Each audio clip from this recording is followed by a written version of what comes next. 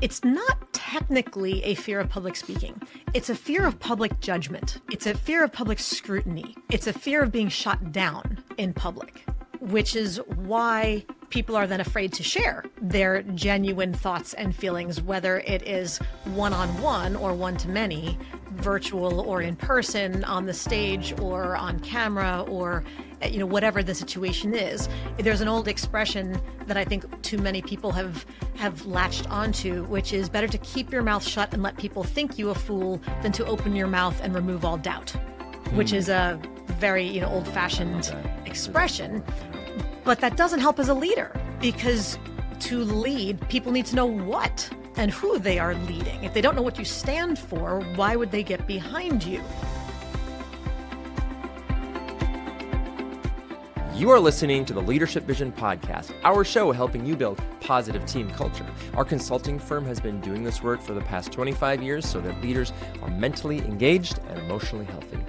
To learn more about our work, you can click the link in the show notes or visit us on the web at leadershipvisionconsulting.com. Hello, everyone. My name is Nathan Freeburg, and today on the Leadership Vision Podcast, we are talking with Dr. Laura Sicola, a cognitive linguistic leadership communication expert and author of the book Speaking to Influence, Mastering Your Leadership Voice. Laura has spent more than 2 decades helping leaders translate technical brilliance into real leadership impact, and she brings a sharp, practical lens to how we show up when we speak. In this conversation, we dig into 3 big ideas. First of all, your personal brand. Laura defines brand as the promise of an experience and the experience of a promise consistently delivered. We talk about what that means for leaders and why, if you don't intentionally shape your brand, it will quietly shape itself for you.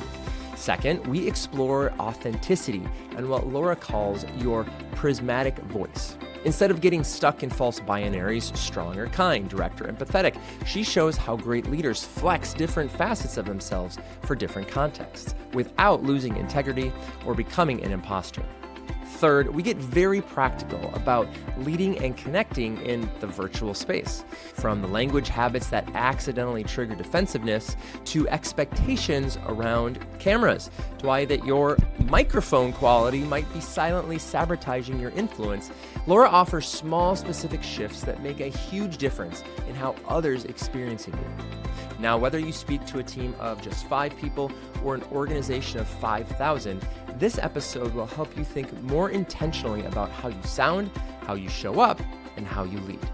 This is the Leadership Vision Podcast. Let's jump in with Dr. Laura Sicola. Laura, welcome to the show. And what would you add or subtract or tweak from that intro? That was pretty solid. So, yes. Good job. You passed, Nathan. Okay. You passed. Well, what can you tell us about yourself that we can't find online? Like, are you a Phillies fan? Are you an Eagles fan? We already got your recommendations for restaurants at the beginning. Right. The funny thing is, of course, the Eagles just played the Giants last night, and Right. I am in a culture. You talked about intercultural communication spaces, Linda. I am in a mixed marriage. My husband is an Eagles fan. I was raised a Giants fan. Oh. So it is a true meeting of the minds, and nights like yesterday, I Rough. just have to, fly my flag very quietly. There you go. There you go. Especially when they lose, which doesn't really help my case. Yeah. But I was raised in northern New Jersey, so near Okay. to the Meadowlands and all that kind of fun stuff. But at the moment, frankly, it's been so long since I followed football. Yeah. Can't stay there. Except when your team wins, you gotta bring that You up, can right? celebrate. You do the little Yeah. happy dance and then gloat for a moment and then move on.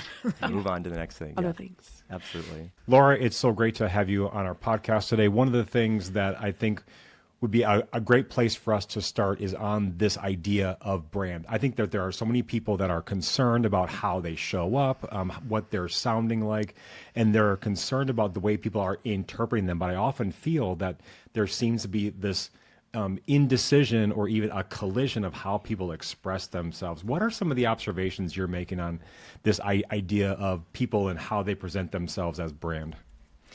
And first of all, Brian and Linda, Nathan, everybody, thank you so much for having me on the show today. The concept of personal branding is something that is, per definition, personal to so many people, but they forget that they have to make the decision intentionally.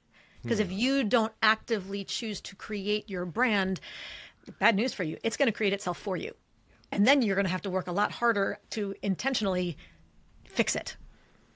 And that's one thing we want to avoid. And to me, I think the easiest definition of a brand is that a brand is the promise of an experience and the experience of a promise consistently delivered.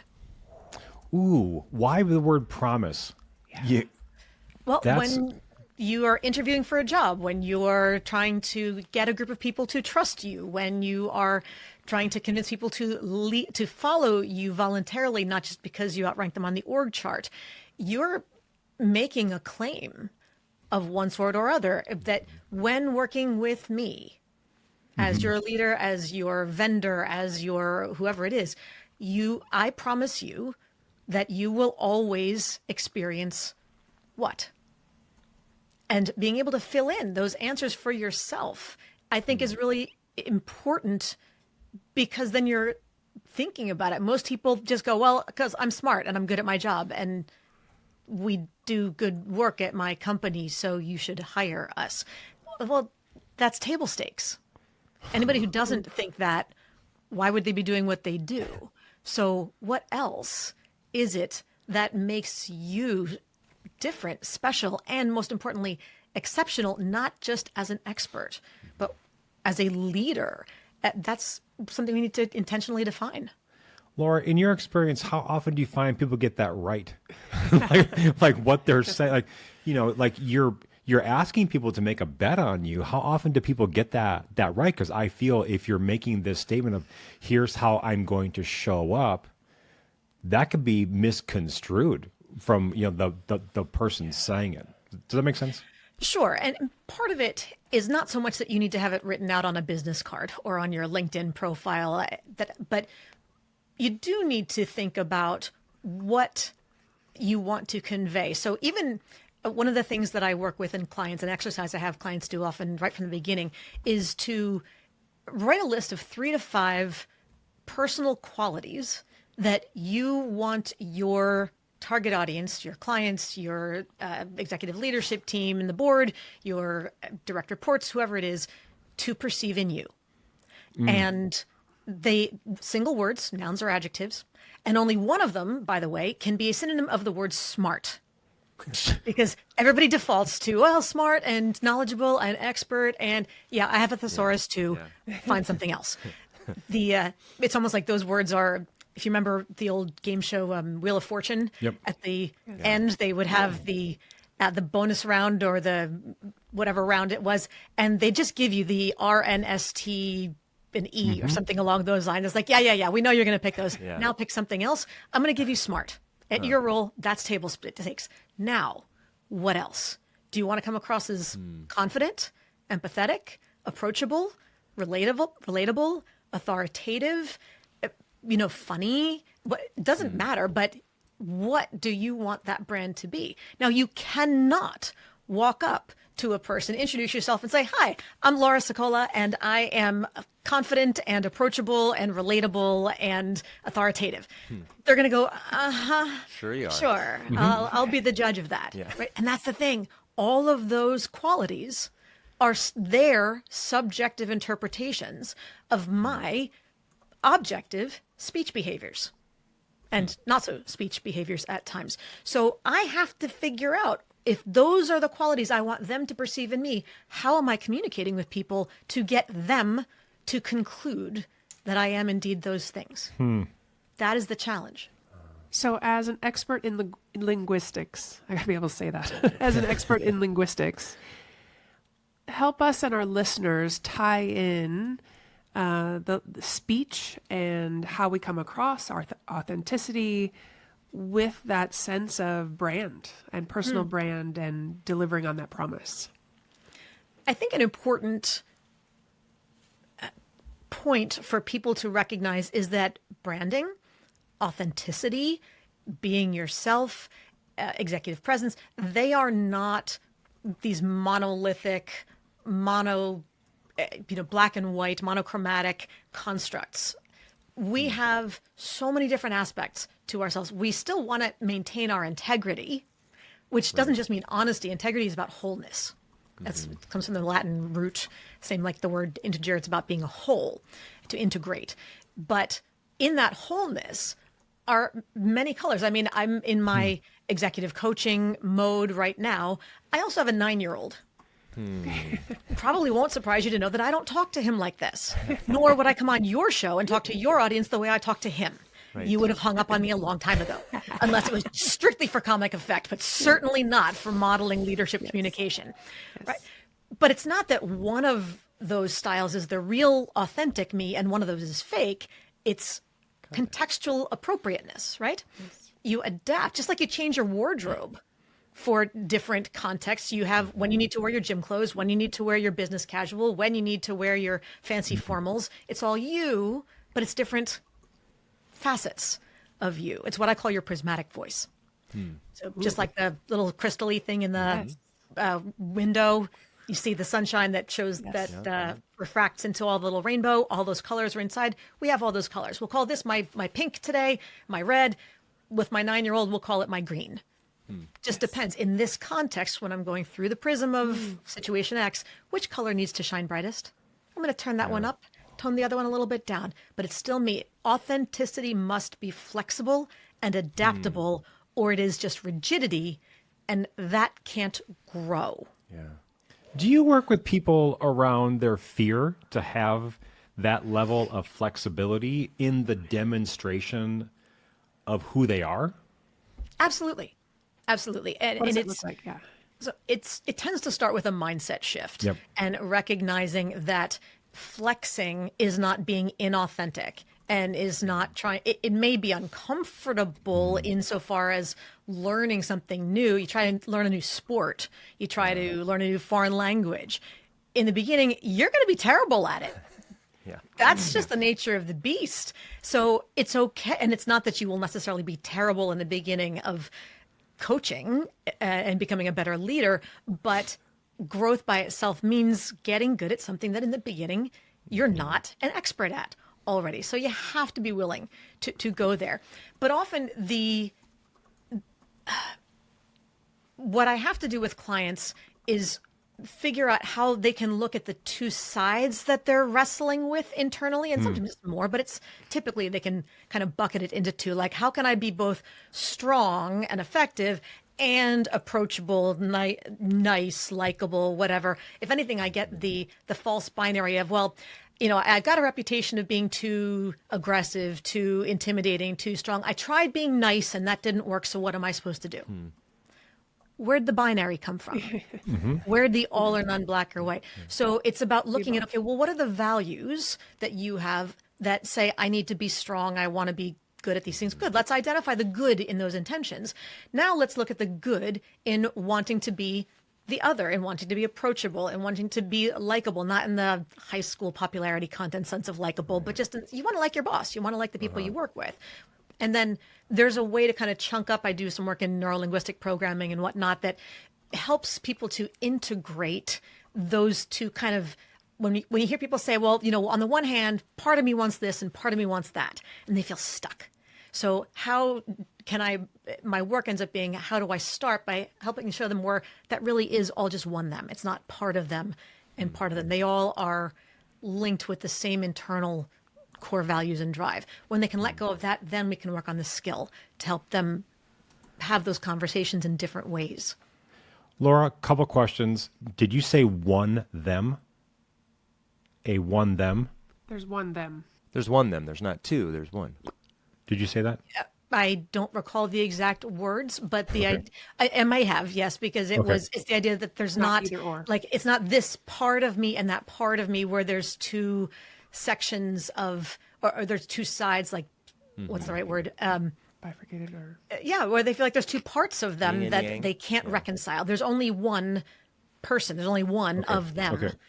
That's what I thought I heard, parallel to some of the ways I think. Second, this is a question, and sometimes as a Schubring, my last name, we don't know how to ask questions as just a family trait. Okay. So this is a question. Do you Unless want... you married, unless you marry in.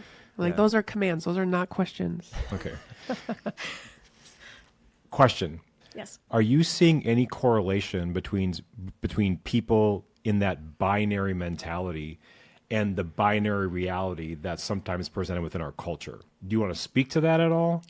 Boy, Because that's a whole part of our Pandora's box. work, that's why I'm asking, and I'll give you like 15 seconds of background. So much of the work that we're doing is in part recognizing the context within people are existing and what that's doing to their mind, and how it is that the brain needs to create a binary reality to make a choice. One choice that's safe, one choice that's not. And so part of our work is how do we stand in the middle as our authentic self, not needing to take a side and be okay with that. Because there's those pressures that sometimes I believe that leaders are taken by surprise at how binary their teams are, and they're caught in which side to choose. Yes. We could spend the whole conversation on that. And that's such a great topic because... So you're picking that up? Yes. So what I'm saying is you're feeling that same thing?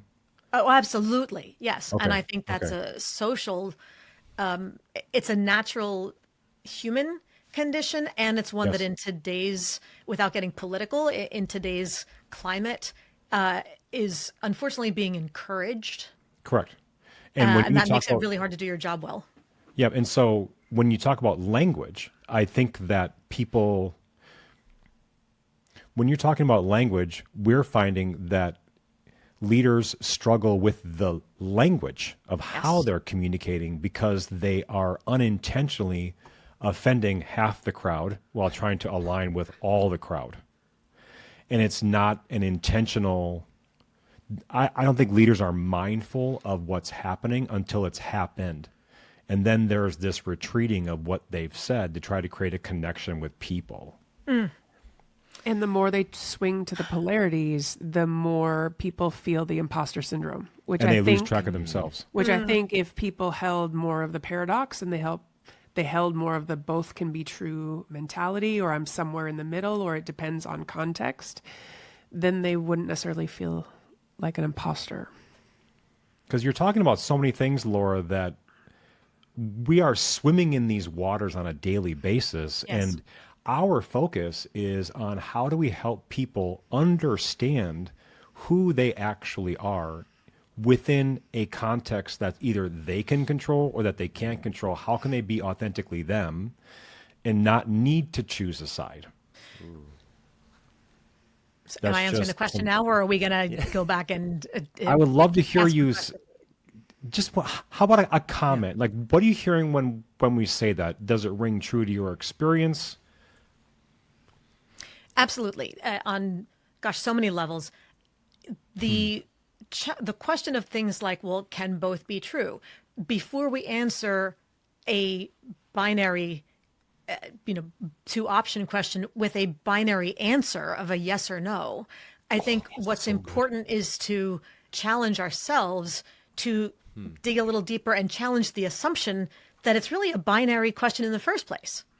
That why don't we look at what are all the conditions? What are the intentions behind it? What are the competing factors that have created this?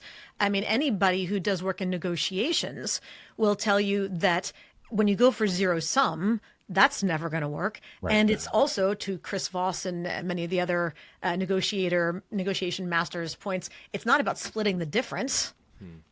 That doesn't help necessarily. And so looking at how much can you back out, and NLP would refer to it as chunk up, or other things to figure out what are some of the truths involved that we can all agree on? What are the fundamentals that we all want? If finance is arguing with development on budgets and whatnot, is it that both, does one side have to win? Okay, way up at the top, what do we both want? We both want the company to be successful.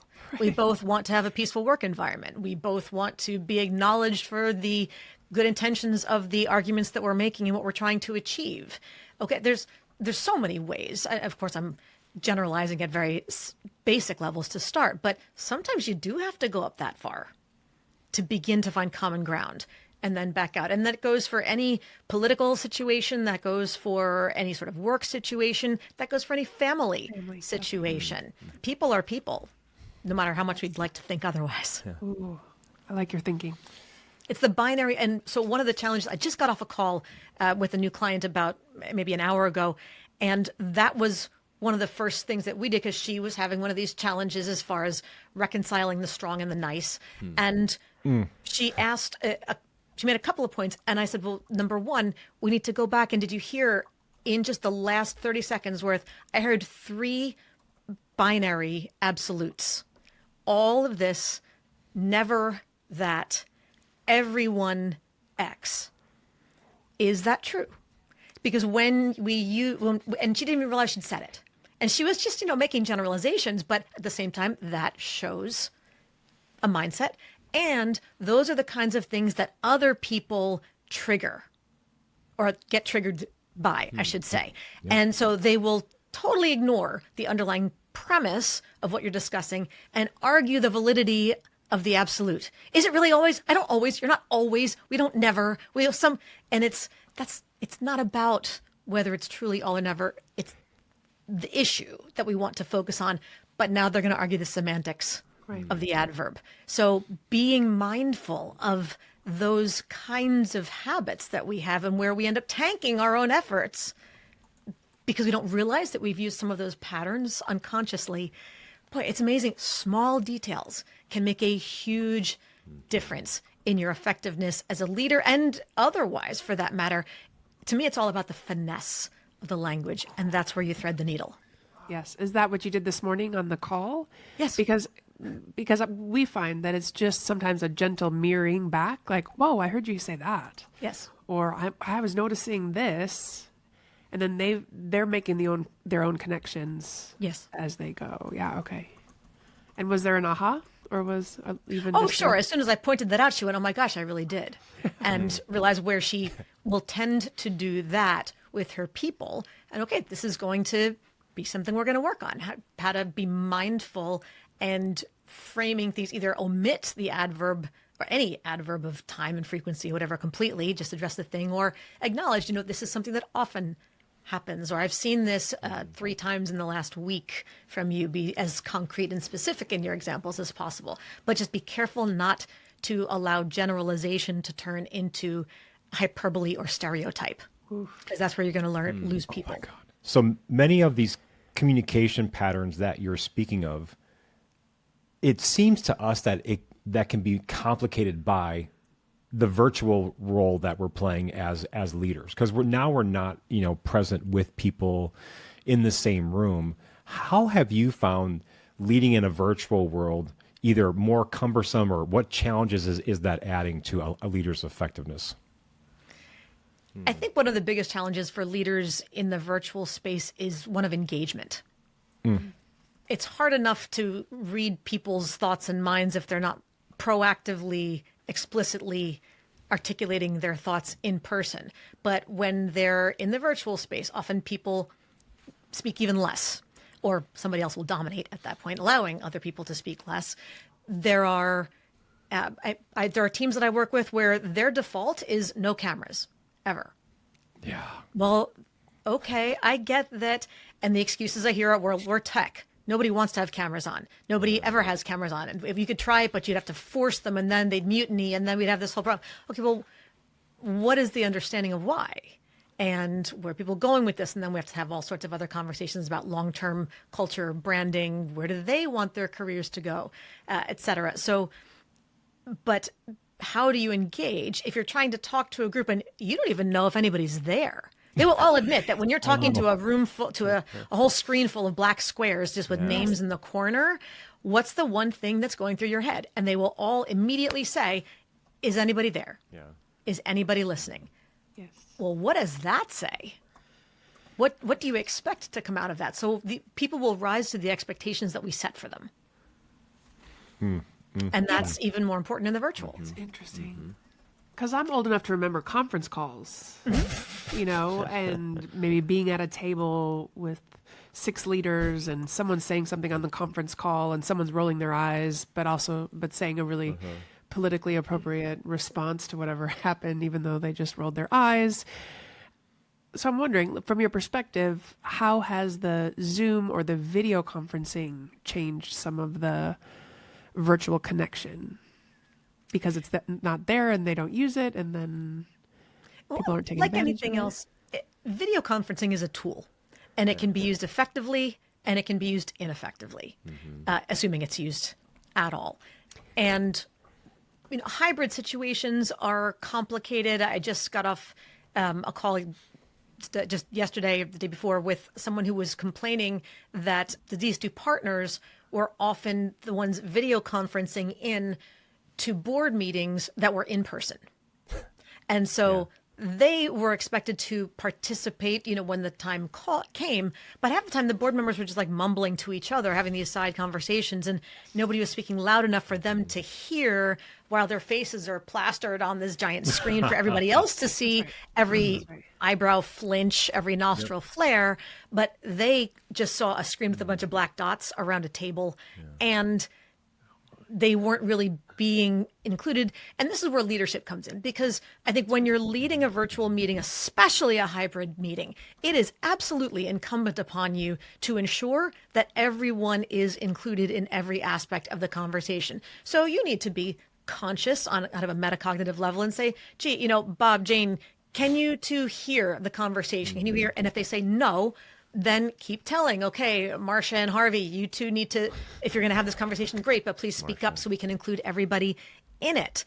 And if not, then, hey, Marcia and Harvey, I know this is the board meeting and not seventh grade, but could you just stop acting like it's seventh grade and having this side conversation and include everybody in the room? This is part of the challenge. I would do it a little more diplomatically than I just suggested, tongue in cheek, as it were. But it is explicit conversation, explicit instruction, guidelines, expectations, acknowledging when someone is or isn't meeting those expectations, and getting them to adjust as necessary. That's all part of leadership in the virtual world, and the standards need to be held higher for the results to be just as good as in the personal space, because otherwise the technology will sabotage us, and most people are sinking to a level of unchallenged mediocrity.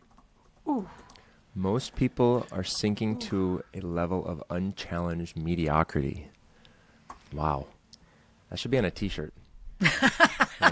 I sink to a level of unchallenged mediocrity. Proud of unchallenged, mediocre, Wow. and proud of it. That's good. Brian's having a moment. Laura, it's funny you ended with that phrase, because I was going to ask you if you have an example of this being done well, of virtual leadership being done well.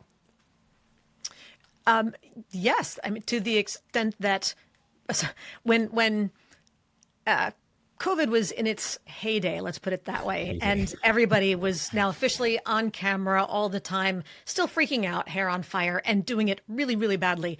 There was a chief strategy officer that I worked with at a healthcare system, and to him, it was important that his team learn how to do this well, because they had a lot of influence that they needed to get, a lot of buy-in across a lot of different verticals through this whole healthcare system. So we did some intensive training, worked with the team as a group, and then some ongoing coaching to make sure that they were able to really not just command the room in person, but command the screen in the virtual space, so that they were still projecting the authority, getting the buy-in, making sure they were connecting with the audience as necessary. And when we finished, there was a big board meeting that they were preparing for, and he called me after it was done.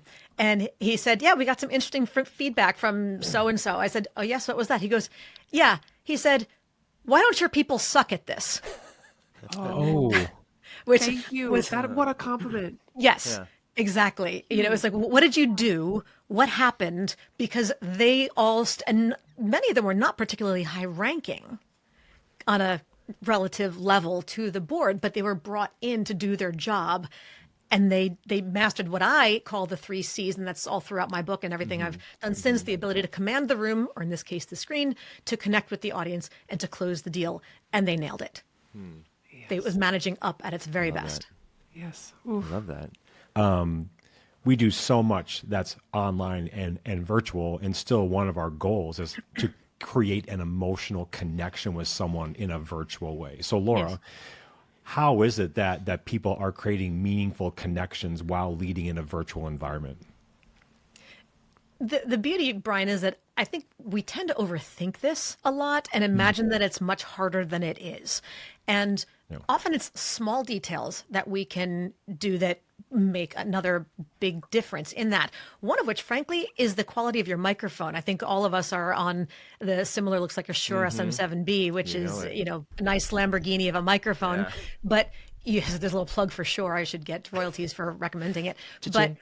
But the quality of your microphone, you don't need a Lamborghini like we're using, but you shouldn't be on a tricycle either. And most people just use whatever's embedded in their laptop, or they use their earbuds or even AirPods for that matter. And for as expensive as they are, the microphone is lousy. So do not go in that direction. But to upgrade, $100, $150 for a decent mic makes a huge difference, because otherwise you sound like this. Yeah. And most people, and this is a cognitive, Brian, you should be able to even talk to this more than I can, but when the sound is hard to parse through and it's like you're looking through fog, it creates a level of a cognitive processing burden for the listener. And let's face it, people's attention span is pretty abysmally short nowadays. Well, and they barely pay attention if they are interested in what you're saying. But if you're going to make them work, first and foremost, to just understand what the words were, much less to understand, do I understand what they mean? Do I agree with them? How do I want to respond to them? They're going to go, ugh, I can't be bothered. And they're going to go multitask, which is, I believe, the new definition of multitasking is paying attention to everything except you. Yeah. So how do we get them to stay focused? And you don't want to be the person where when everybody else sounds like this and then you talk and you sound like this, you sound like Charlie Brown's teacher, everyone immediately goes, ugh, I don't want to listen to that. And they tune out. You want to be on the flip side where most people, again, hitting that unchallenged level of mediocrity, most people sound like this. And then you cut through the fog and it's like, wow. Yeah. I did a virtual training for the executive leadership team of a client company a little while ago.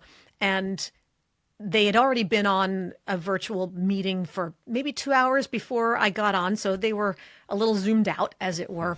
And the person introduces me, explains what the training was we were going to do virtually. And I got through about 30 seconds of introduction opening. And before one of the VPs interrupts and goes, wait, Laura, what are you doing?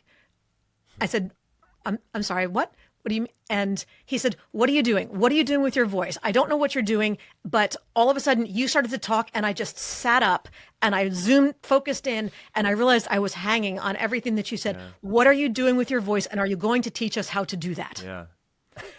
And I thought it's actually both. Yes, it is part of how I'm speaking and the way that I'm doing it, as opposed to the and here's a laundry list, and now I'm going to read off the ingredients on the back of my shampoo bottle. It's like how most people seem to go through their talking points of a meeting. Correct. But at the same time, yes, my microphone is laser clear and nobody else's was. And it did help. It's like a jolt of energy that came through their systems.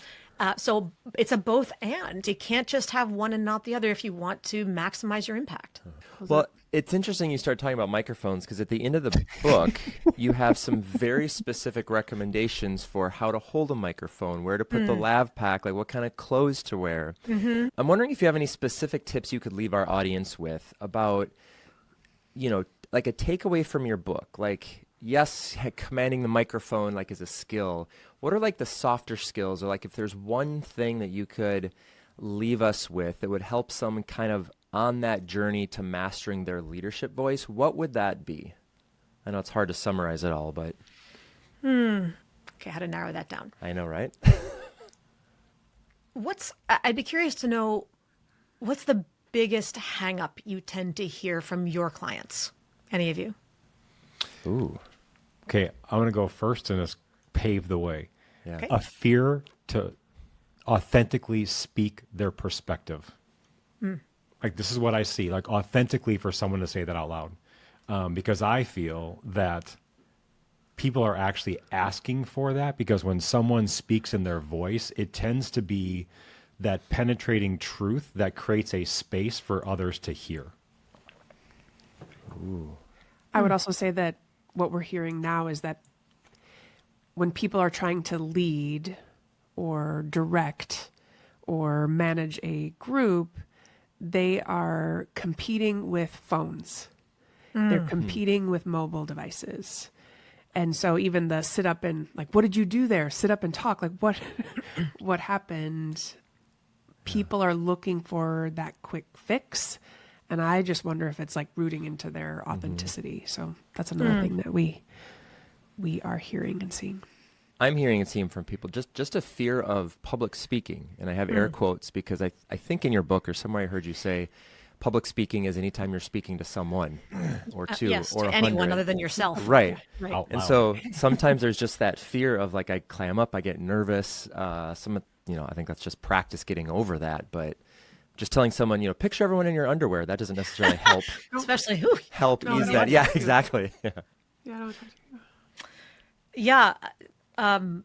Would love to address all of these, frankly. It's like but a whole separate podcast. Whatever's interesting. yeah, right. Yeah. I guess two things, maybe three, but you can delete the ones that you don't, that are less interesting. As far as the fear of public speaking is concerned, it's not technically a fear of public speaking. It's a fear of public judgment. Oh. It's a fear of public scrutiny.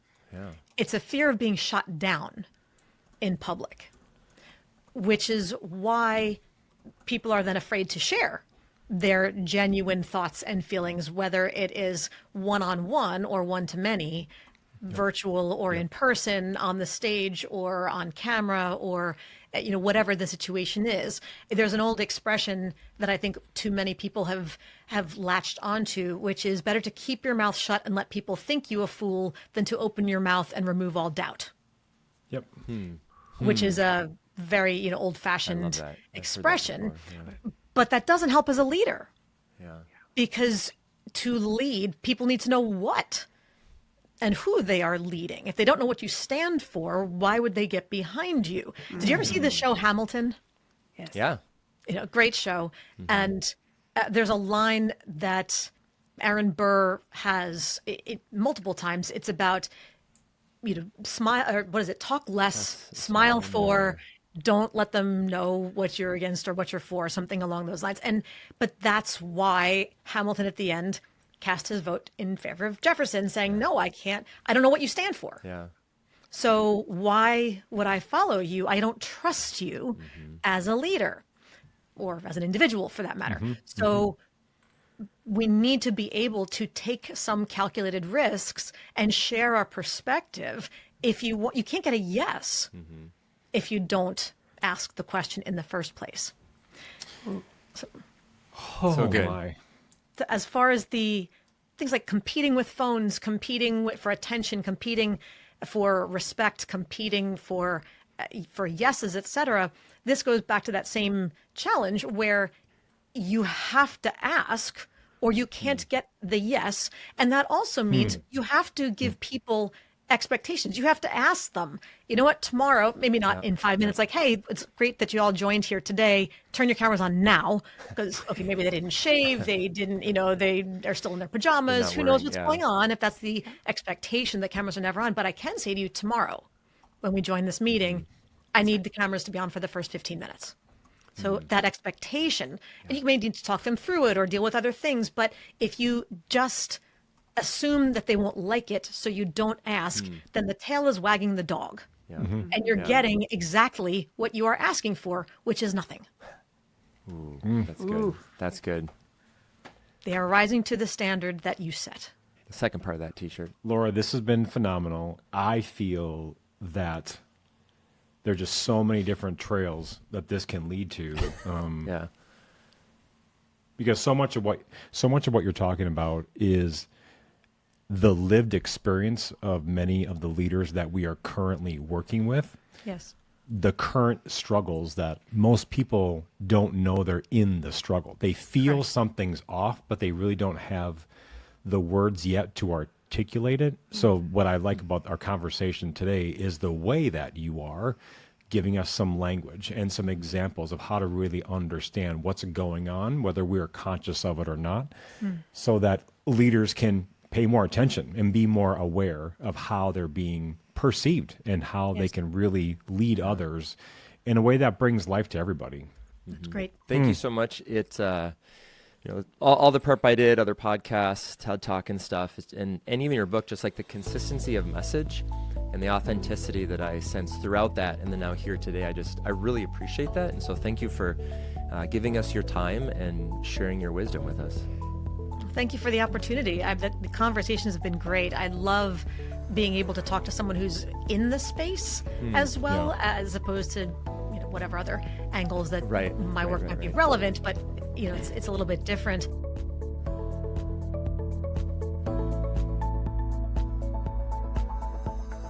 Thank you for listening to the Leadership Vision Podcast, our show helping you build positive team culture. If you found value from this episode or any of our other materials, we'd appreciate it if you could join our free email newsletter, subscribe and follow us on YouTube, on Spotify, on Apple Podcasts, wherever you get any of those things. Leave us a review. Also, another big thank you to Dr. Laura Sicola for taking the time to chat with us. It was very interesting and such a great conversation.